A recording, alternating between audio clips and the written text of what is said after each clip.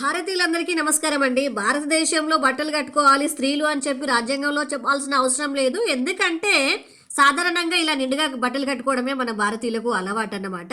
అందుకోసమే రాజ్యాంగంలో రాయాల్సిన అవసరం లేదు. ఇక ముందు ముందు రాస్తారేమో మరి. ఇక్కడ నేను మా అక్కయ్య నిండుగా కట్టుకున్నాను చూసారా. మా ఏరియాలో అందరం ఇలాగే కట్టుకుంటామండి. రాజ్యాంగం అనగానే ఏదో అనుకుంటారేమో అందరూ, ప్రతిదీ రాజ్యాంగంలో రాయలేదా అని చెప్పేసి అడుగుతూ ఉంటారు. రాజ్యాంగం అనేది మన దేశానికి సంబంధించినటువంటి మహోన్నతమైన చట్టం. దాంట్లో బట్టల కోసం రాయాల్సినటువంటి అవసరం లేదు. అంత ఇంగిత జ్ఞానం లేకుండా ఎవరు లేరు కదా భారతీయులు. అందుకే దాన్ని రాయలేదండి. బట్టలు కట్టుకోవాలండి, తప్పకుండా బట్టలు కట్టుకోవాలి. అకేషన్ కట్టుకోవాలి, ఇంట్లో ఉన్న కట్టుకోవాలి. ఆకుల కాలం నుంచి మనం బట్టల కాలంలోకి వచ్చాం కదా, మళ్ళీ ఆకుల కాలంలోకి వెళ్ళకూడదని చెప్తారన్నమాట. బట్టల కోసం భారతదేశంలో ఎవరైనా చెప్పేటువంటి అర్హత ఉంటుంది.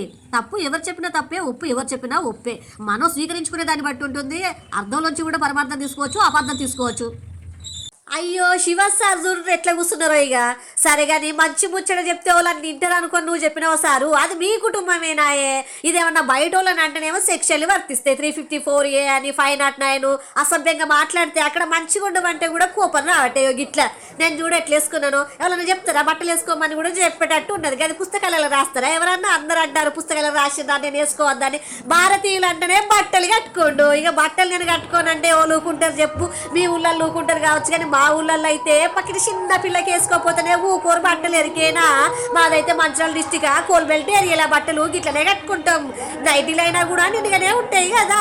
కానీ భుజాలు దాటినాక మోకాళ్ళ మీదకి స్కూల్ పిల్లలు తప్ప కాలేజీ పోయేటోళ్ళు కూడా వేసుకోరు. ఏమైనా శివసారి ఏమన్నా అన్నాడా మిమ్మల్ని?